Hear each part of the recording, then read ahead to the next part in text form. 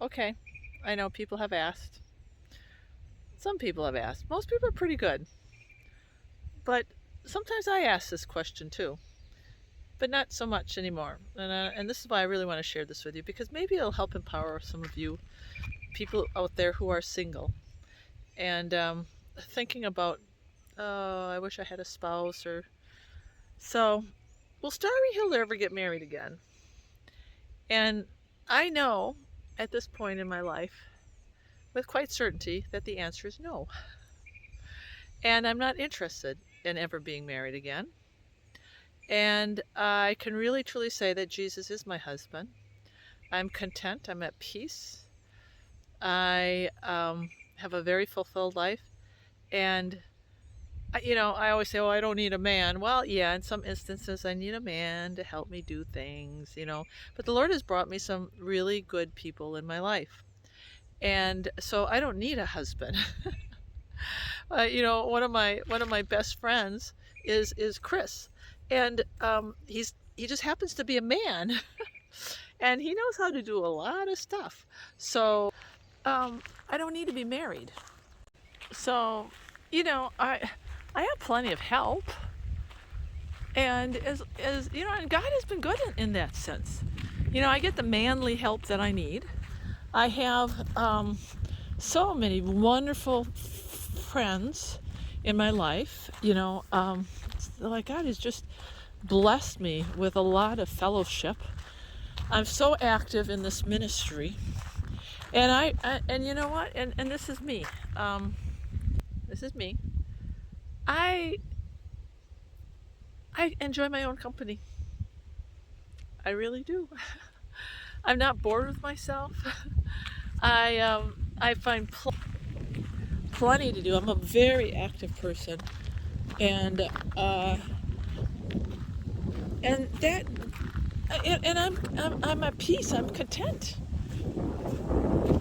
Now, instead of just focusing on me and my desire to stay single, biblically we find in 1 Corinthians, I believe it's around 7 Corinthians 7. It talks about being single and married, and so there is. I do believe that man and women are created. They were created in Eve. Were created for marriage. That's what came out of the Garden of Eden. The Garden of Eden. The Sabbath came out of the Garden of Eden, and marriage came out of the Garden of Eden. So I believe in the institute of marriage. I believe that there is a man, there is a woman that has been created for every man. I believe that every rib, each man taken from his rib, has been the woman that God has chosen. Not us. God has chosen. And so this is what I really believe. So I believe in the institute of marriage. Now we've messed it up. We've completely messed it up because we choose our spouses, right? We choose because we fall in love. We fall in love. We are attracted to somebody, and then we date, and then we sleep with them, and then we get married. And it's not to say that those marriages don't work out, because there's plenty of marriages out there that have worked out that really aren't really biblical, because we're sowing the seeds of the flesh. But many, and then they end up in divorce, where a spouse cheats, or they lose love for each other, they get bored with each other, whatever it is, that separates them, and then they get a divorce. And I just ran into a lady over at the Redoubt store, and she had a beautiful story. This is what she like, I kind of figured out.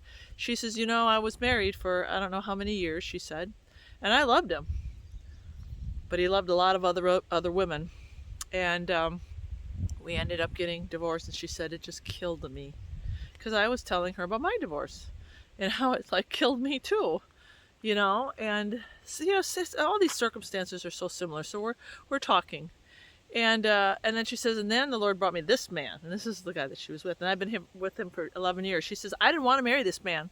I didn't choose this man. I didn't, she's talking about her husband. And you can tell they love each other. She said, this was not the man for me.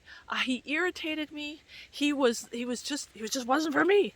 She said, I didn't choose him, but she said, God did. And she said, you know what? We've been married for 11 years now, and I love this man. This is the man for me. And she said, when I was married to my husband, I chose him. We chose each other because we were in love. And she says, you know, I love the Lord now.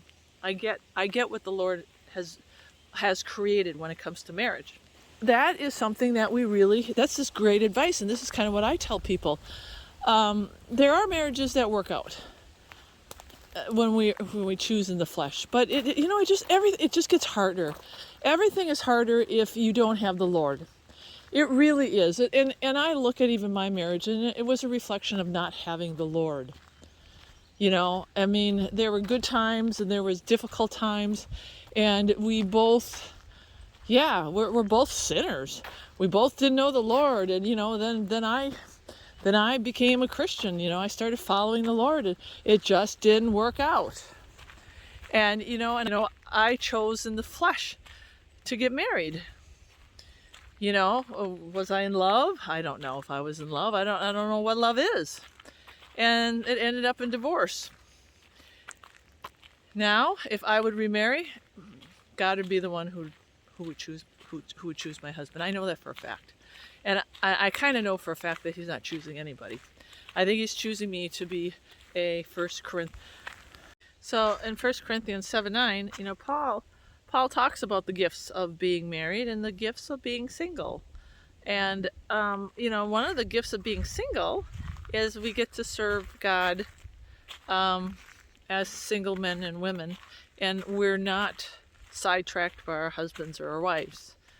And it talked about women in that one passage, but it's true because the woman, she's concerned with the things of her husband, and then come on, women, right? We're concerned with the things of our husbands and taking care of them and being a good wife. And so Paul was talking about that, the beauty of being single, because your focus really is then on Jesus. Not that it can't be if you're married, and that's not what it's saying. It's just, he was trying to point out the value of being single, and also there's value in being married. So don't feel bad if you remain single and the Lord keeps you single, because we are created to be married.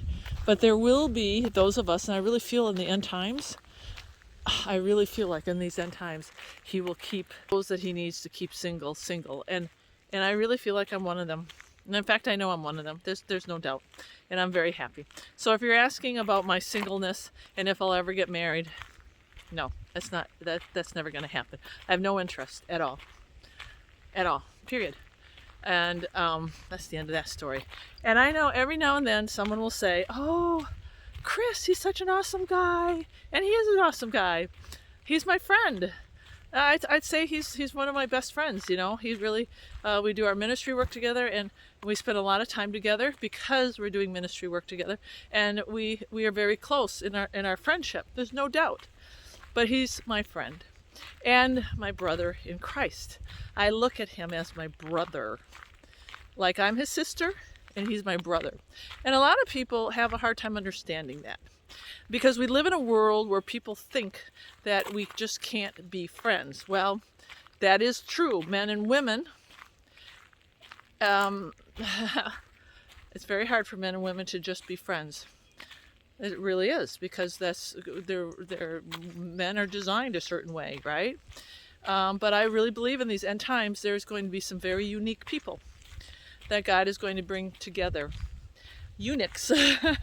And I'm one of them. I really am. And I believe that Chris is one of them too.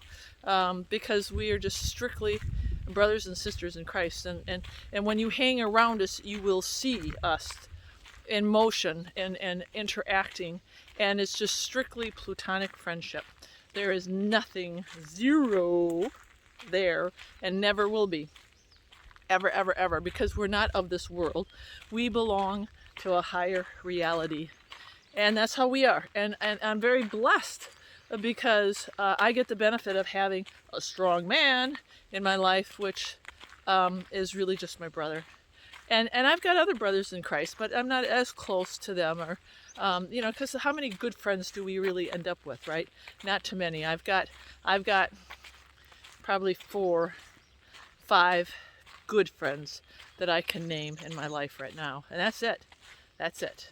So when people are inquiring minds want to know, that's where we stand.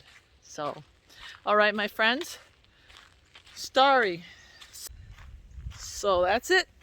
Starry, back to being off the grid, complete circle, and single till Jesus comes home in those clouds.